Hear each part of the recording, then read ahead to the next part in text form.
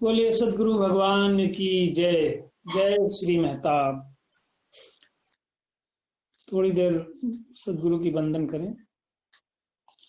दंडवत वंदन गुरुदेव को, निराकार जिस दर्श दिखाया। दुखों विचो कंड के सुखा से तीना लरलाया। जन्म मरण दुख काटिया, मुकुत पदारथ बीच समाया। दुखी हो संसार है, आवागमन का भरम चुकाया। यम काल न सिरो उतरे, मनमुख कौड़ी जन्म गवाया। चरण पड़े लाला जी सुमंगल जी, सत सबद दे मुकुत कराया। प्रेम भगत गुरु पूज के, निराकार का ध्यान दृढ़ाया। जेहा बीज महताब, तेहा फल पाया। जेहा बीज महताब, तेहा फल पाया। साधु संगत जी, हमारे सदगुरु जी महताब जी धन्य हैं। सदगुरु भगवान को बारंबार नमस्कार। हम सबको अपने जिस निज स्वरूप का ज्ञान कराया, भगवान के असली स्वरूप का ज्ञान कराया, जिन जिन भक्तों ने, ब्रह्मज्ञानियों ने इस परम ब्रह्म को जाना, देखा, सबने यही बताया और वेद ग्रंथों में लिख दिया है और अनुभव में भी आता है कि भगवान ने सारी सृष्टि को स्वयं में से ही उत्पन्न किया है। सूरज, चांद, अनगिनत तारे, आकाश, पानी, पृथ्वी, अग्नि, वायु सबको बनाया। एक सिस्टम के माध्यम से अनेक जीव जंतुओं, चर अचर सबको उत्पन्न किया और सब में समाया हुआ है, सबके साथ है, हर जगह है, सब में व्याप्त है। स्वयं ही सबको उत्पन्न करके, सबको अपने में ही स्थित करके सब में व्याप्त भी है। यह इसकी विलक्षणता है। फिर भी इसे कोई देख नहीं पाता, इसे जान नहीं पाता। ये प्रभु इतना विशाल विराट है कि इसका आदि अंत नहीं है। न इसका शुरुआत दिखता है, न अंत दिखता है, और न ही इसका मध्य दिखता है। इतना विराट है। गीता में भगवान ने स्वयं कहा, नान्तम न मध्यम न पुनश्चादिम पश्यामि विश्वेश्वर विश्वरूपम। ये अविनाशी है, कभी नाश नहीं होता, हमेशा रहता है, लाखों करोड़ों साल से है, कोई गणना नहीं है कि कब से है, इस समय भी है और आगे भी लाखों करोड़ों साल तक रहेगा। कब तक रहेगा इसकी कोई गणना नहीं है। इसीलिए यह सत्य है। सत्य वही होता है जो तीनों काल में कभी खत्म नहीं होता, इसका जन्म नहीं होता, ये स्वयं से उत्पन्न है, स्वयंभू है, इसे किसी ने नहीं बनाया, इसने सबको बनाया। यूं कहें कि यही सब कुछ बन गया है। यह कभी मरता नहीं है, जब जन्मता ही नहीं तो मरेगा क्या।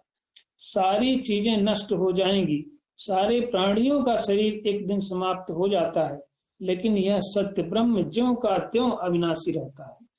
यह किसी भी औजार से कट नहीं सकता। अग्नि से संसार की सारी चीजें जल जाती हैं, किंतु यह निराकार ब्रह्म नहीं जलता। पानी इसे गीला नहीं कर सकता, वायु इसे सुखा नहीं सकता, उड़ा नहीं सकता, किसी भी दशा में सड़ता गलता नहीं, अविनाशी है, निराकार है, कोई आकार नहीं, इसके हाथ पैर आंख नाक कान नहीं है, फिर भी सारे काम संपन्न करता है। शरीर के कोई अंग नहीं है। यह तो इस परब्रह्म का निराकार स्वरूप है। यह साकार भी है। सृष्टि में जितने भी रूप हैं, इसी के रूप हैं। सब रूपों में यही बन गया है। सभी रूपों में इसके सिवा और कुछ नहीं है।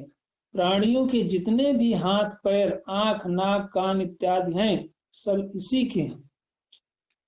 गीता में फिर भगवान ने बताया, अनेक बाहूम दर वक्त्र नेत्रम पश्यामि त्वाम सर्वतोऽनंत रूपम। यह विश्व रूप है। अज्ञान होने के कारण यह समझ में नहीं आता। ऐसे परब्रह्म परमेश्वर जो कि सूक्ष्म से सूक्ष्म है और विराट से विराट है, हर जगह है, इसे ढूंढने के लिए लोग अनेक धार्मिक स्थलों में, जंगलों में, तीर्थों में जाते हैं, पर यह नहीं मिलता। जबकि है हर जगह। मृग तृष्णा की भांति दौड़ लगा रहे हैं लेकिन नहीं मिलता, क्योंकि हमें इस ब्रह्म को दिखाने वाला सतगुरु नहीं मिला। ब्रह्म को ढूंढने के बजाय यदि हम सतगुरु को ढूंढ लें जो कि इस निराकार को देखा हो, तो वही सतगुरु हमें इस ब्रह्म की को दिखा सकते हैं। घर बैठे इसके अलावा चाहे जितना कर्म करें, इस परम ब्रह्म को दर्शन नहीं हो सकता। ना हम वेदैन तपसा न दानेन न चेदया सक्यम एव विधो द्रष्टुम दृष्टवानसि मोयथा।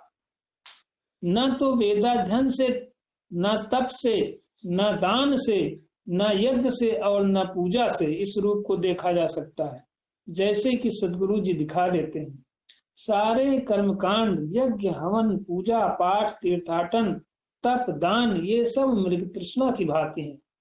जैसे मृग यानी कोई भी पशु रेगिस्तान में प्यास से व्याकुल होकर पानी की तलाश में दूर से गर्मी के कारण तपती हुई भूमि या रेत चमकती है तो उसी को पानी समझकर उसी ओर दौड़ता है, पर वहां पहुंचने पर वही पानी का आभास और दूर दिखाई पड़ता है।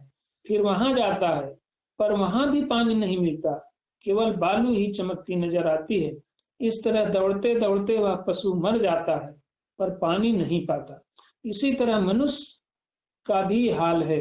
अनेक कर्म करता है, पूजा, दान, हवन, तप, तीर्थाटन आदि करता है इस आशा में कि वह इन जगहों में मिल जाएगा भगवान, सुख मिल जाएगा, लेकिन यही करते करते जीवन समाप्त हो जाता है और न परमात्मा का पता लगता है और न ही सुखी होता है, और यही करते करते जीवन समाप्त हो जाता है।